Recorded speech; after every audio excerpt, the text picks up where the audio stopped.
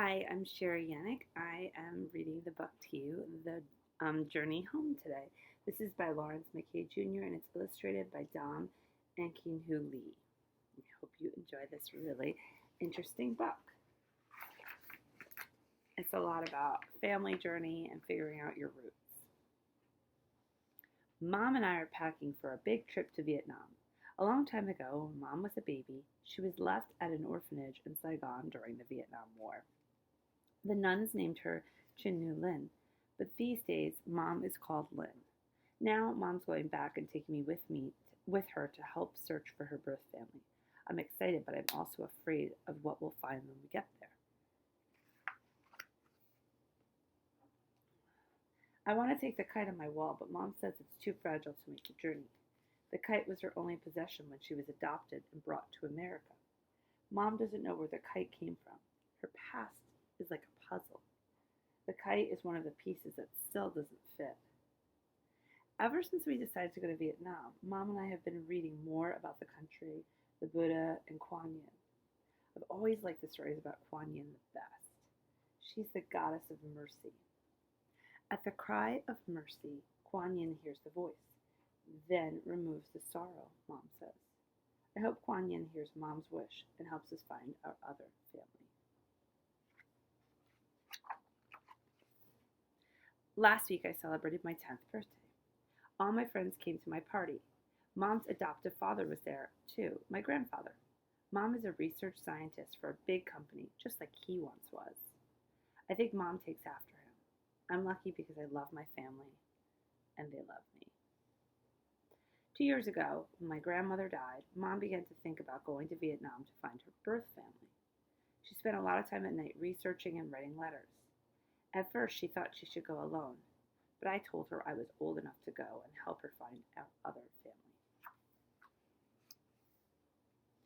Mom and I are flying in a 747 high over the Pacific. I look out the window and take a deep breath. What if Mom's other parents are dead? I try to put that thought out of my head, but it keeps coming back. Sometimes I think Mom's crazy. She doesn't even know where they live, or their name, or even if they're alive. I don't know how she can be so calm. I glance at Mom as she studies her Vietnamese phrase book.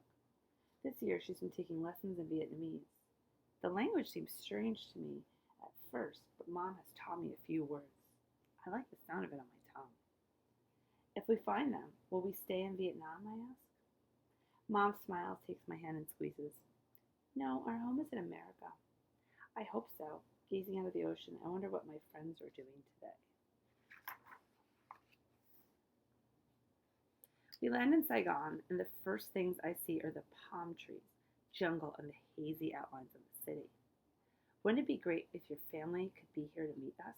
I say, trying to be cheerful, but Mom doesn't answer. I can tell she is nervous. It's scary when you don't know what's ahead of you. Our hotel room looks like the one we stayed in when we went to New York last year to see a play. Looking out the window at the buildings and the crowds of people, I try to imagine what it was like during the war, but it's hard to believe there was ever a war here. Today we're going out to check out the birth records. Look at this scene. I love it. Just kind of seeing all of the different vehicles, how people are getting around here. While Mom gets dressed, I look at myself in the mirror. It's strange being in a country where I look mostly like everyone else. I'm used to being a little different the way I am back home. After Mom gets directions to the People's Hall of Records where the birth records are kept, we set out. We take a bike taxi called a cyclo. Thousands of people surround us, riding their bikes between cars, trucks, and buses. The air is hot and smells like exhaust. I try to act as brave as Mom.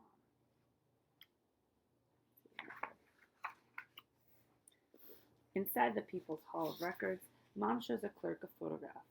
I love that picture because it shows Mom in the orphanage when she was 2 years old, holding the same kite that hangs on my wall. We spend the day looking at books filled with pictures, trying to find a match of Mom, but nothing turns up. The clerk shakes his head sadly. Sorry, he can't be of more help. I know how Mom feels because I've never seen my father either. His name is Frank Mercer, but he left before I was born. Mom doesn't know where he is, and he's never tried to find me. I don't understand why people can't stay together. I think that's a really good question. The next day, a driver takes us out to the countryside. Stop, Mom says, pointing to a statue near the road. There's Kuan Yin. We get out of the car and stand in front of Kuan Yin. I think about my life and how lucky I am. Mom's lucky, too, to have made it in America and have a good family. Please help Mom, I whisper, staring into Kuan Yin's eyes.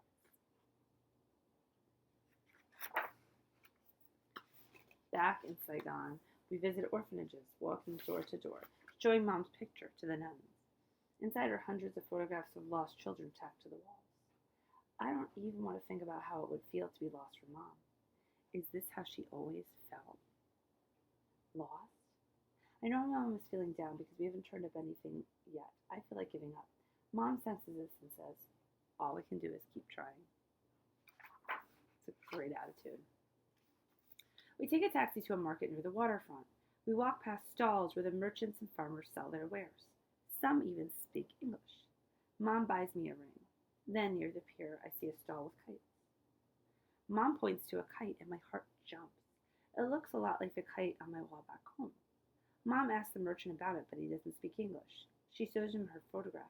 He grins and points to the picture, then the kite. Mom pulls out her phrase book, but in her excitement, she can't find the right words. The merchant writes something down on a piece of paper and hands it to her. Back of the hotel, a man at the desk translates it for us. It's a place, he says, called Sadak, and a name, Tran Quan Tai. We hire another driver and travel south toward the city of Sadak. Sometimes we stop in the middle of the road because farmers with carts pulled by oxen block our way. It looks much poorer here in the countryside, but it seems peaceful too. Was the war here too? I hope, asking to see ruins or bomb craters. Yes, the driver replies, but nature soon takes over everything, and you have to look hard to see the scars. I try to imagine what it would be like to hear bombs exploding all around me. Did someone help Mom escape down this road? At an outdoor market in Sadak, Mom shows her picture to the merchants and asks about Tran Quan Tai. Finally, a woman selling jewelry tells us in English that Tran Quan Tai is absent today. She gives us directions to his village a few miles away. We come to the village and get out of the car. The air is heavy and wet. I see a few small children playing in the dirt and hear a dog barking. A pathway leads to a clearing with a few small houses. When the driver stops a boy and asks directions to the kite maker's place, the boy smiles and points to the second house. Mom and I stare at the doorway. My heart pounds. Inside we see an old man and a girl my age. Hello, Mom says slowly. I am looking for Tran Quan Tai. The girl stares at me. I try to smile. Mom shows him the picture. As he gazes at it, a tear trickles down his cheek. He looks up and searches Mom's eyes with his own, and then touches her hand with his bony fingers. He motions the girl to say something in Vietnamese. After a moment, she translates. He motions the girl and says something in Vietnamese.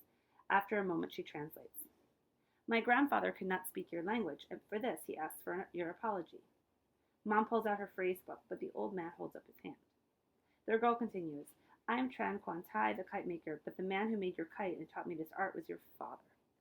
Tran Quan Tai hesitates. Then he and the girl continue. Your father died in the bombing with your mother. I was a student and friend. When our village was destroyed, I found you in the rubble under the kite your father made for you. After I repaired it, I carried you and the kite to Saigon and placed you on the steps of an orphanage. I feared that if I went inside, the nuns would believe that I was your father and turn us away. I wanted to raise you as a daughter, but it was too dangerous. I didn't even know if I would live out the day. Behind the orphanage walls, I knew you'd be safe. When the war ended, I asked about you, but the orphanage was gone. Tran Quan Tai takes Mom's hand. You are Le Duc Lin. There are tears on Mom's cheeks. It is the first time I've seen her cry. Is this home, I ask? Mom takes a breath, wipes her eyes, and finally answers. Inside me, yes, because here I was born. But the world changes mine, and even though I lived through that change, I've been away too long. Mom pulls me close to her. I found what I thought I'd never find, my name, and for that I'll never again feel the emptiness of not knowing. That can never be taken away from me. Where is home, I wonder? Is it inside me, like Mom says, or all around me? I was born in America, my name is Mai. Yet when I look into Tran Quan Thai's eyes, I feel like I belong here too. I think home must be inside me and all around me too. I love that. We all walk up the hill to the pagoda where Mom's mother and father's ashes are kept with thousands of others, all mixed together. Mom and I stand in front of the shrine to Kuan Yin. Mom holds the old photograph up to her heart and bows her head. I touch Kuan Yin and whisper, "Thank you." I hope you enjoyed Journey Home today. Thank you for listening and keep on reading.